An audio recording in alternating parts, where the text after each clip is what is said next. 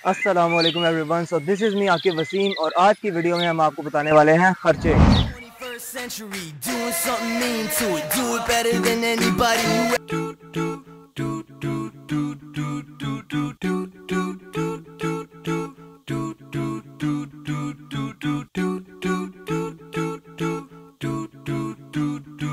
So we recently had a trip to Skardu, जिसकी 7 videos इस channel के ऊपर मौजूद हैं। अगर आप लोगों ने अभी तक वो वीडियोस नहीं देखी, I would highly recommend to all of you.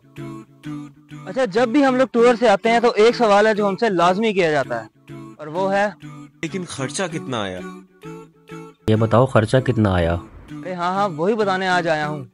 तो यहाँ से स्टार्ट होता है हमारे टूर का पहला खर्चा। हम लोगों ने लाहौर लारी अड्डे से बाइक बुक की सीधा लाहौर टू मानसेरा के लिए। बस मानसेरा से हमने अपनी की बाइक्स ऑफलोड और वहाँ से रायकोट से तकरीबन 10 किलोमीटर पहले एक जगह आती है, वहाँ पे हमने किया अपने टूर का पहला स्टे, जहाँ पे तकरीबन हमें 2500-2000 का कमरा मिला। और दूसरा स्टे हमने किया बिलामिक वैली, जो कि इस टूर की सबसे ज्यादा खूबसूरत वैली थी। बिलामिक वैली के मुतालिक आपको एक इंटरेस्टिंग फैक्ट बताता चलूं, वहाँ पे हमें होटल ऑनर ने रूम रेट कोड किया था 8000 और हमने उससे लिया 2500 में। चाचू, फ्यूल के बारे में तो बता दो। रुको जरा, सबर करो। और फिर आई तीसरे दिन की बारी और तीसरा हमने स्टे किया बाशू वैली में, जहाँ पे हमने की कैंपिंग और वहाँ पे हमने पे किया था 3000 रुपया। और फिर बारी आती है भाईजान चौथे दिन। चौथा दिन में हमने किया खरवंग डिस्ट्रिक्ट विजिट किया और चौथे दिन हम लोगों ने स्टे किया जाके मंठोका वाटरफॉल के पास, जहाँ पे हमने 2500 रुपया पे किया। हमारा पर हेड खर्चा कितना आया ये जानने के लिए इस वीडियो को पूरा देखिए। और इसी तरह जिंदगी का चक्का चलता रहा और दिन आ गया नंबर 5। सेलिंग वैली विजिट करने के बाद हम लोगों ने स्टे किया द लैंड ऑफ केटू यानी कि शुगर वैली में जाके। ओ सॉरी, मैं भूल गया था, वहां पे हमने 2000 पे किया। क्या बढ़िया था गुरु। और फिर आया जी इख्तिताम, अफसुर्दा दिन, जो कि था हमारे टूर का आखिरी दिन, और वो हमने स्टे किया जगलोट वैली, जहाँ पे हमने अपने टूर का सबसे सस्ता स्टे किया विच इज 1500 रुपीज। अभी तक हम 2 खर्चे डिस्कस कर चुके हैं, जिसमें से पहला था लाहौर टू मानसेरा एक्सपेंस और दूसरा था कि स्कर्दू जाके हमने कहाँ पे और कितने का होटल लिया।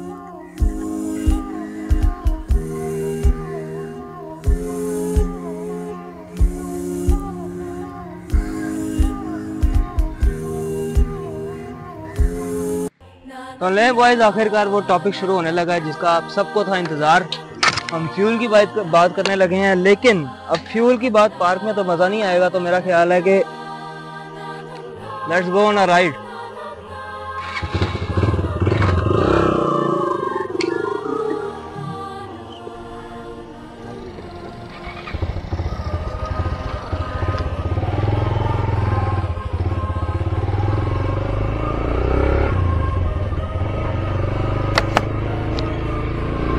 Okay boys, today we are riding this beauty Yamaha YBR G 125cc और मेरा ख्याल है कि 125 कैटेगरी में this is the most comfortable bike.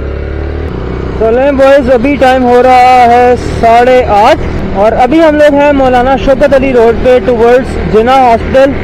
तो वादे के मुताबिक आपको फ्यूल एक्सपेंस बताते चलें। इस ट्रिप में हमारी टोटल बाइक चली है 1500 किलोमीटर और ये हमारा तकरीबन 8 दिन का टूर था।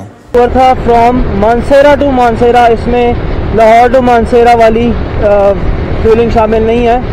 फ्रॉम मानसेरा हमारी बाइक टोटल चली है 1500 किलोमीटर, जिसमें हमारा पर बाइक जो एक्सपेंस आया है विच इज़ 10,500।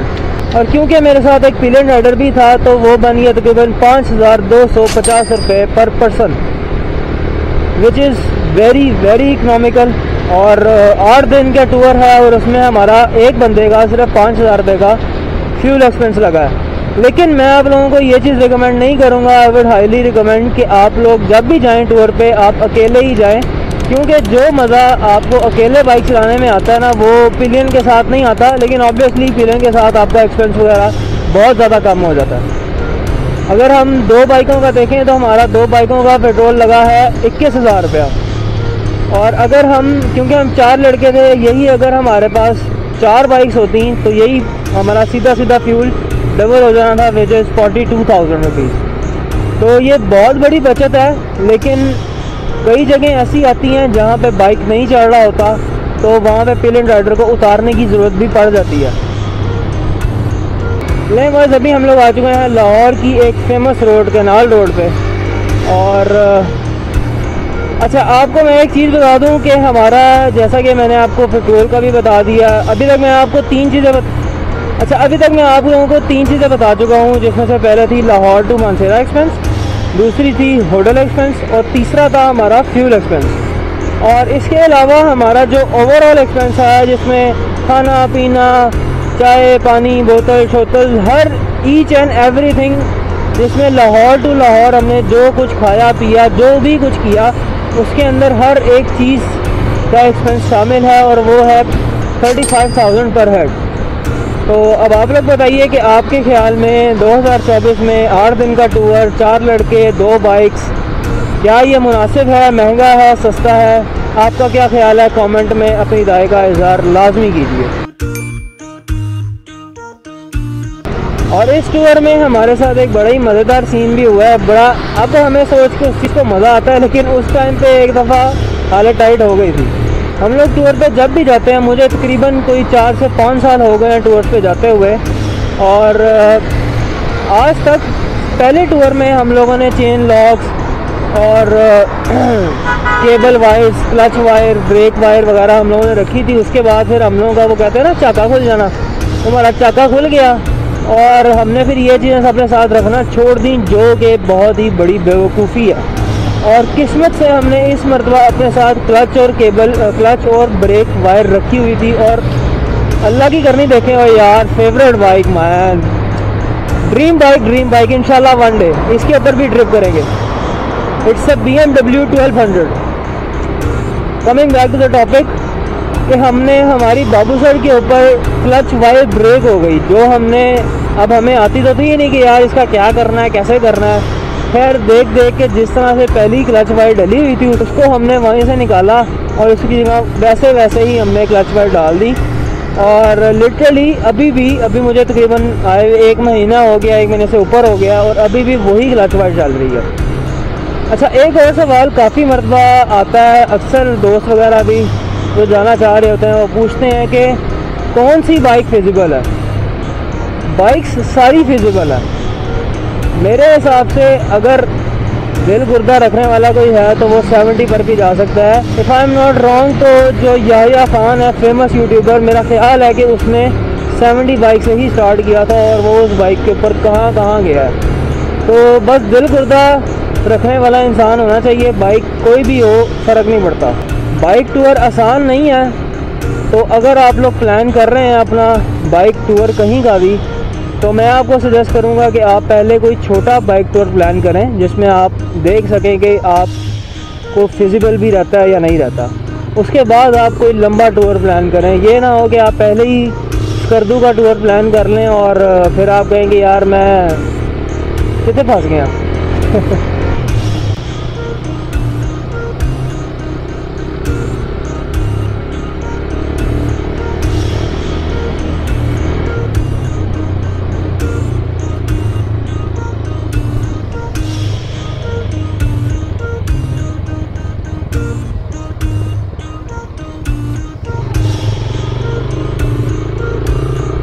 अभी हम लोग मौजूद हैं मॉल टाउन में और अभी हम लोग जा रहे हैं टाउनशिप अपने एक फेवरेट नाश्ता स्पॉट पे, तो वहाँ जाके आपसे मिलते हैं। अच्छा, ये तो बात हो गई खर्चे की।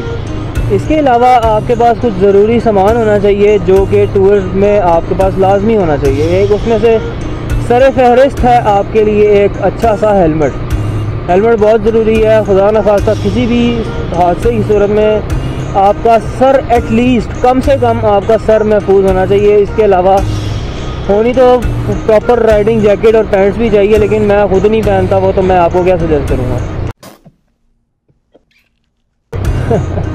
तो उसके अलावा आपके जो साइड मिरर्स हैं टूर पे ये बहुत काम आते हैं। जो आपके साथ अगर आप सोलो नहीं हैं, आपके साथ राइडिंग पार्टनर्स हैं, तो आप उनको पीछे देख सकते हैं कि वो आ रहे हैं या नहीं आ रहे। हॉर्न होना बहुत ज़रूरी है। जो कई दफ़ा ऐसे होता है कि अगर आपके पास कार्डो वगैरह नहीं है तो आपके पास हॉर्न और मिरर्स लाजमी होने चाहिए। कार्डो बेसिकली ये होता है, जिनको नहीं पता उनको मैं बता दूं कि सारे राइडर्स आपस में कनेक्ट होते हैं और वो आपस में एक दूसरे से चिट चैट कर सकते हैं। हेलमेट में एक इतनी सी डिवाइस होती है, वो लग जाती है। बहरहाल अगर आपके पास वो नहीं है तो आपकी हर बाइक में हॉर्न और साइड मिरर्स होना बहुत ज़्यादा ज़रूरी है।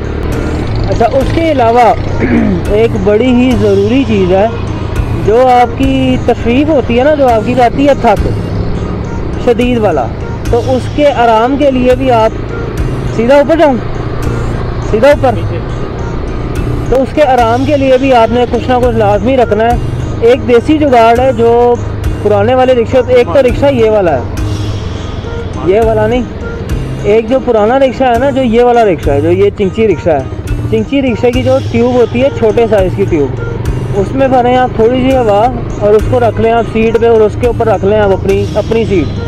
फिर देखें आपको कैसा मज़ा आएगा सफ़र करने का। आपको लगेगा जैसे कि आप हवा के अंदर हैं। तो ये कुछ छोटी छोटी चीज़ें हैं जिनका आप लाजमी ख्याल रखें। इसके अलावा एक प्लग लाजमी रखें, ब्रेक और क्लच वायर लाजमी रखें, और चेन के लॉक्स लाजमी रखें। और अगर आपका टूर हमारी तरह 1000 किलोमीटर से ज़्यादा है तो आप उसका मोबाइल भी लाजमी रखें। मोबाइल कोशिश करें कि साथ ही लेके जाएं। कई दफ़ा वहाँ से अच्छी क्वालिटी का मोबाइल नहीं मिलता, जिसकी वजह से बाइक में मसला वगैरह भी आ जाता है। अच्छा, इस सब के अलावा बाइक्स में लाइट का होना, अच्छी लाइट का होना बड़ा ज़रूरी है, क्योंकि अक्सर ऐसा होता है कि आपको होटल पहुंचते पहुंचते रात हो जाती है। हाँ भाई, सीधा जाना। अच्छा, मैं कह रहा था कि अक्सर आपको पहुंचते पहुंचते रात हो जाती है, तो आपको रात में भी हो सकता है कई दफ़ा राइड करनी पड़े, तो बाइक में लाइट, अच्छी लाइट का होना बहुत ज़रूरी है। चलो जी, फाइनली खापा टाइम। अब हम खाएँगे, अब हम करेंगे नाश्ता।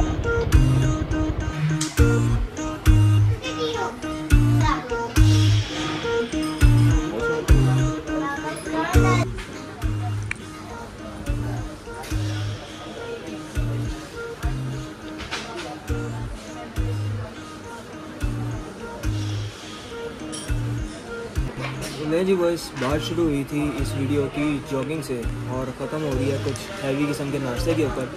तो इस वीडियो को हम यहीं पर ही एंड करते हैं। अगर आपको इसके अलावा कोई सवाल हो तो I am just 1 comment away. आप कमेंट में अपनी राय का इज़हार लाजमी कीजिए। मिलते हैं आपसे किसी अगली वीडियो में। अंटिल देन, अल्लाह हाफ़िज़।